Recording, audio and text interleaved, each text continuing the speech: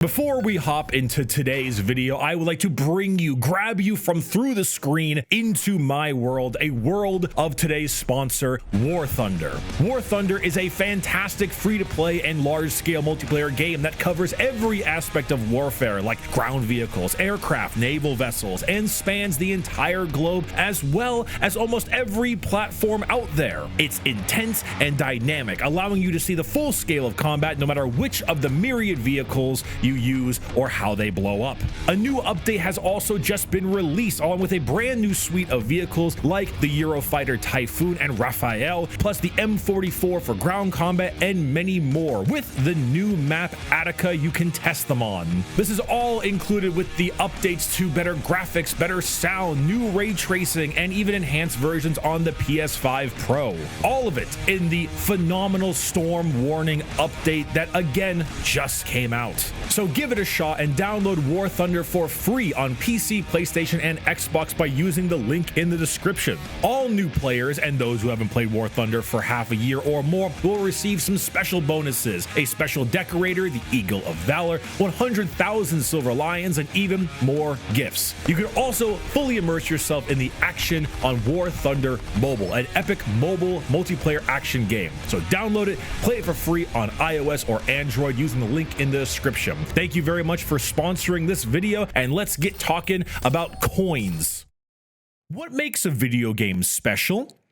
Yeah, I'm starting with the pretentious as hell opening. Okay, get over it. You're watching a white bearded dude on a green screen talk about video games. You know why you're here. Something that has been championed in video games for the past 10 years or so has been their ability to tell compelling stories and share a narrative that, for a while, was never really considered to be the strong suit of the medium. In fact, I think only recently has the general public, and I quote, normies, as you call them, have realized the true storytelling potential of video games, in no small part thanks to the increase of video game-based films and movies. Good ones, that is. You know, Arcane, Fallout, Last of Us, and so on. I love me a good video game story, but I will say that no matter how good the narrative is, it does not do the medium complete justice. Video games are an interactive medium. They are an experience to be played. And no matter how good your narrative might be, to me, the truly best video games are the ones that utilize their, quote, game nature to their fullest advantage. When I say Outer Wilds is one of the best games ever made, I mean that with my whole chest, because not only is it outstanding in every aspect, but it can only ever exist as a game. It elevates itself because of that fact. You cannot experience Outer Wilds in any other way than as a video game, and how it uses that is truly what puts it so far above. But that is an exploration and discovery game, one that can only ever be played once and never again. And if you aren't watching this and you haven't yet,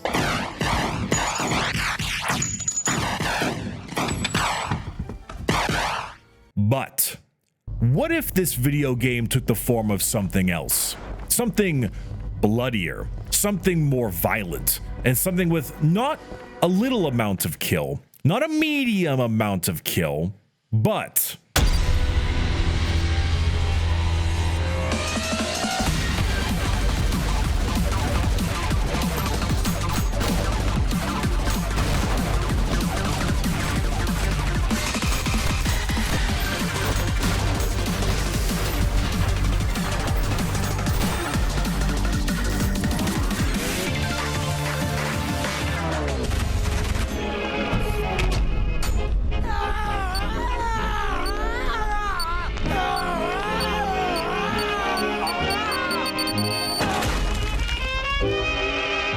Ultrakill is a game you all won't shut up about. Made by Finnish madman and recently escaped psych ward patient. Oh dear. RC Hakita Patala. That hack, it is truly a game that can also only ever exist as a video game. An extremely fast-paced zoomer shooter where the mechanics are made up and the points matter a lot. It's a brutally difficult game for a new generation of people who think the idea of stable bitrate is an assault to the purity and strength of steel. Ultrakill has lore, a decent amount of it, told through logs, context clues, and other various things, and while I don't think there's anything wrong with that at all, I would be doing it a disservice if I spent more than 2 minutes of the video on it, so I'll make it brief.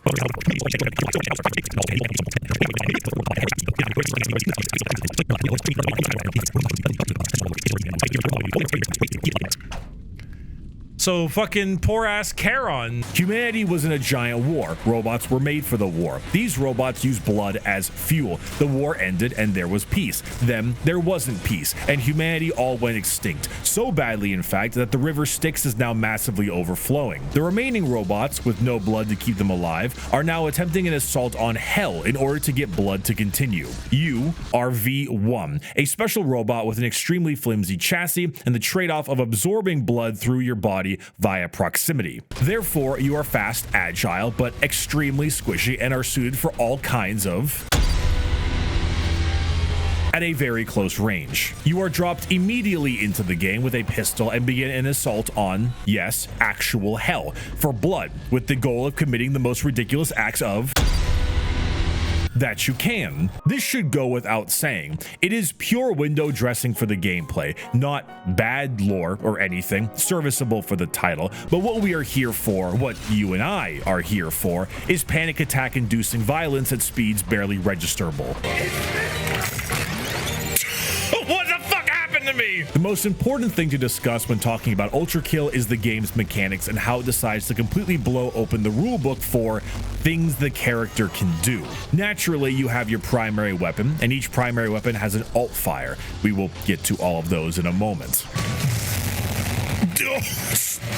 My fucking ears. You also have a ridiculous amount of movement capabilities. Jumping, sliding, dashing, and slamming are all staples of this type of movement shooter and will get you around the map and into the enemies at a breakneck pace. Then, of course, you have a parry, a great way to reflect tons of damage back at enemies and keep yourself alive. Of course, movement in this game is extremely important as you are not a particularly tanky robot, and being near enemies when you damage them heals you because you are instantly refilling on all the blood you spill. This is, of course, how a layman would describe Ultrakill. This is how someone who is late at night writing a script for a video and has ran out of creativity trying to make goofy haha about an insane finish man in a sensory overload game would write about Ultrakill. But this is just the tip of the iceberg. In order to understand this, we need to read the butt plug of the iceberg. So each weapon generally has an alt fire, right? The first revolver you start with is a charge up, which you would assume is great to do extra damage, but it also pierces through enemies in a line, which really helps if you wanted to get people all lined up in a row, which is fine, but a bit boring. What about the second revolver?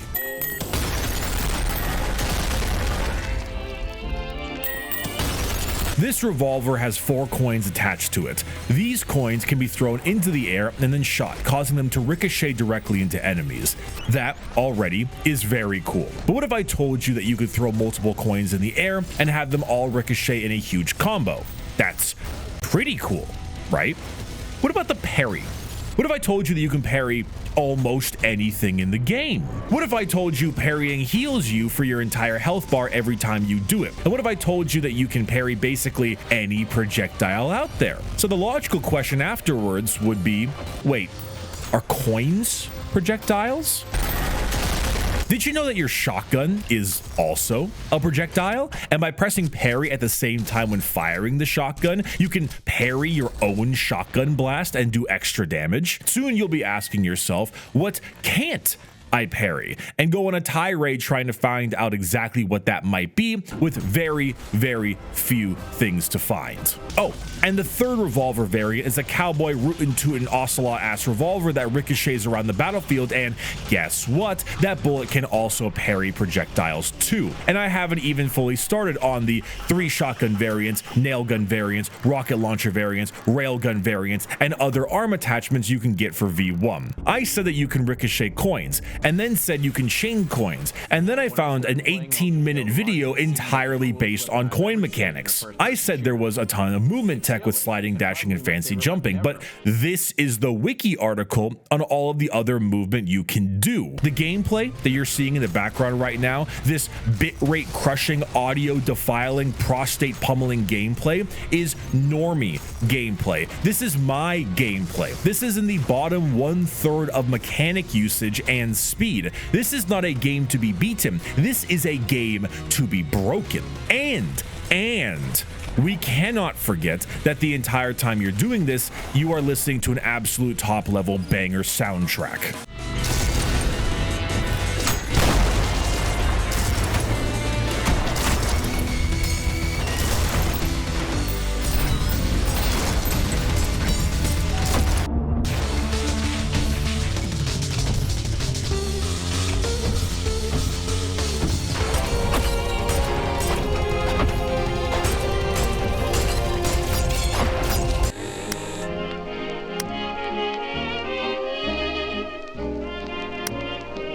So I suppose the next question is a simple one.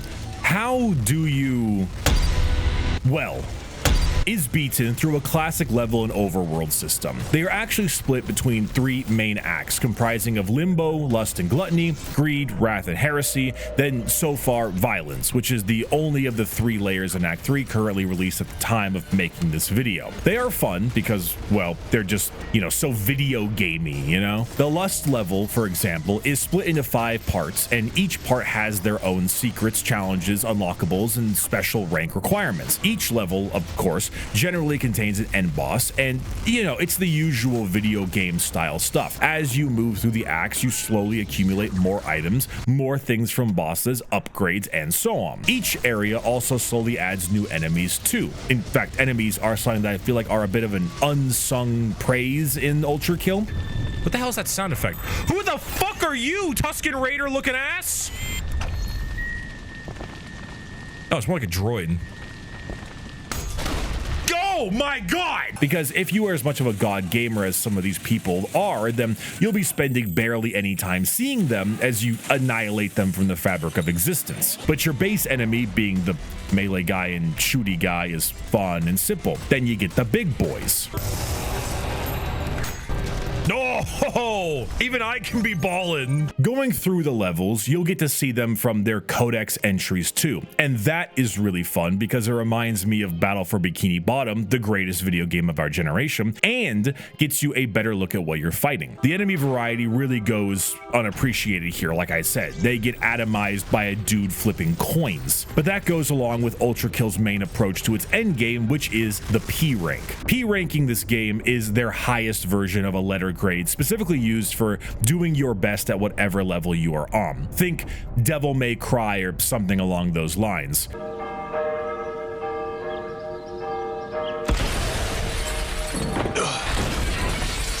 That just seemed to drag on forever. Getting a P rank is a huge deal and requires a magnitude of skill in the combat of movement that will require practice and more practice to do. That said, in order to do so, you need to focus on 3 main things: time, kills, and style. Don't die, kill everything fancy with tons of weapon swapping, and do it fast. But for me, I always felt like getting these ranks for games was just a bit of an arbitrary number to add to the end of everything, lacking substance. For most games, Ultrakill is not most games. Some titles have Easter eggs, some titles have secret items, but has entire secret levels and secret bosses hidden behind P ranking the game. Secrets I haven't even had the chance to experience yet because I'm not quite enough of a gamer to P rank what is required. Well, mostly. I've been slightly spoiled because I saw Big Shoe Minos. I initially thought that gating off entire levels and bosses behind rank rewards seemed to be a bit overly harsh, especially with how fast-paced Ultrakill is as a game, which means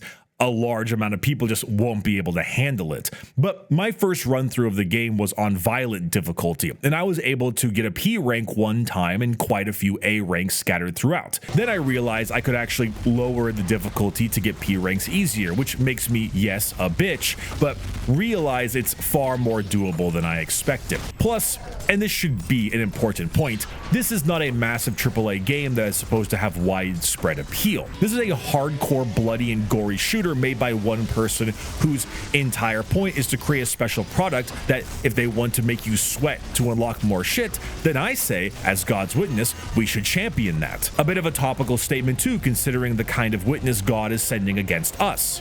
Twice beaten by an object. Twice. I've only known the taste of victory, but this taste is this my blood? I've never known such relief. I need some time to think. We will meet again, machine. May your woes be many, and your days few. I would feel a lot more annoyed that your skill locks off large swaths of the game's content, but this is the product made by one person who wants to challenge you for that skill, and I have absolutely no right telling them how they should make their game, because especially with the bosses, they've made their game pretty damn well. Speaking of, rapid fire boss thoughts begin now. Malicious Face is cool, but I hate their stupid beam. Swords Machine I beat first try, easy shit. Cerberus will never be ballin'. Dude, he's ballin'. Dude, he's ballin'. He's ballin'. Hideous Mass. Soap.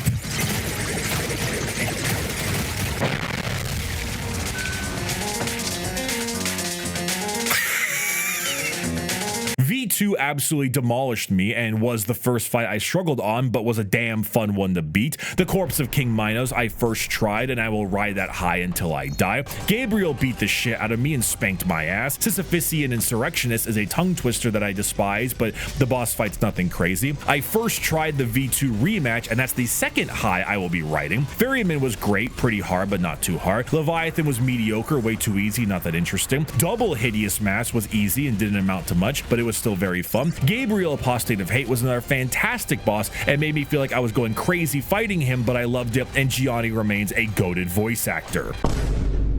And that, so far, are all the bosses I have currently faced in this game. And mind you, there are many secret ones. One might even say 50% more bosses in secret levels in locked areas, and in Act 3, which is still under development. Which might bring the question out, why did I make a video on a game before fully finishing everything it has at its disposal? Well, firstly, the game isn't done yet regardless. It's in early access and Act 3 is still being worked on. Secondly, the amount of time commitment it might take me to P rank all of the best things to get all of that extra content is tough and will require a lot of mental energy from me that I don't always have, yet I am still very interested in doing. And thirdly, and I think this is the most important, because there's absolutely nothing that I have seen that leads me to believe that every other bit of this game won't be as peak as the rest of the title, and it makes me yearn for a different area of gaming once again. I am fully ready to complete the rest of this title, and will most likely do so very shortly after this video goes live,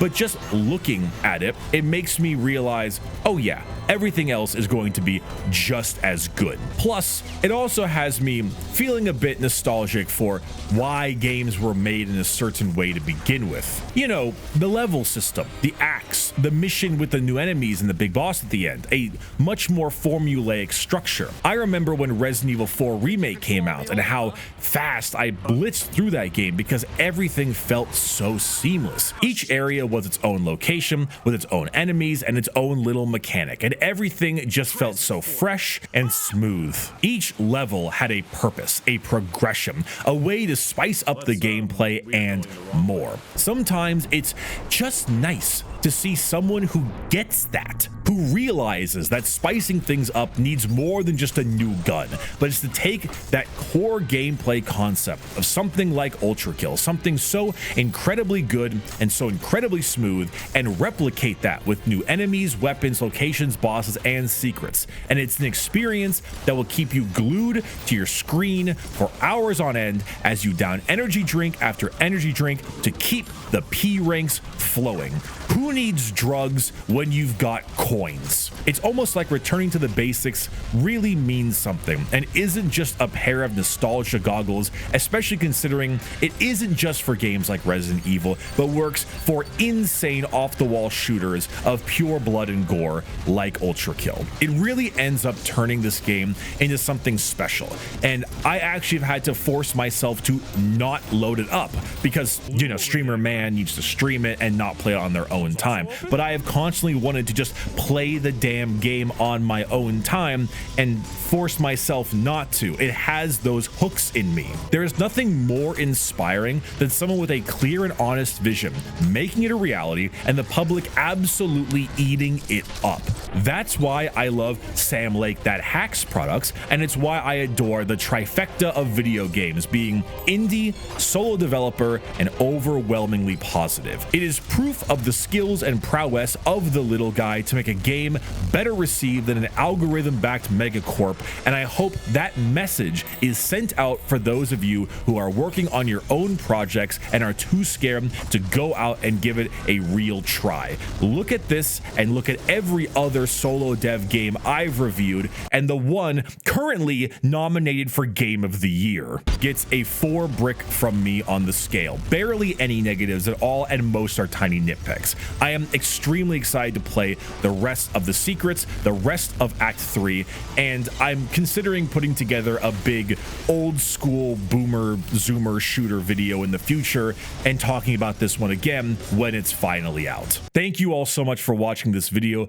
Apologies for the bizarre visual style this time around. I had issues with my camera, so instead you get this version of me throughout the video instead. I think it's funnier to tell you about it now than to tell you about it in the beginning. I would highly recommend you check out the merch store down below at brickymerch.com. The main reason is because I am selling a brand new mat, a trading card game and desk mat. It is jet black, but it has a little golden brick, and it is signed by me. Every single one of them is personally signed by me, and you should buy it because it's merch and it's cool. So you can check it down in the description. There's also some hoodies and other stuff you can get as well, dice, etc. Thank you so much for everyone for watching. Really appreciate it. Bye-bye.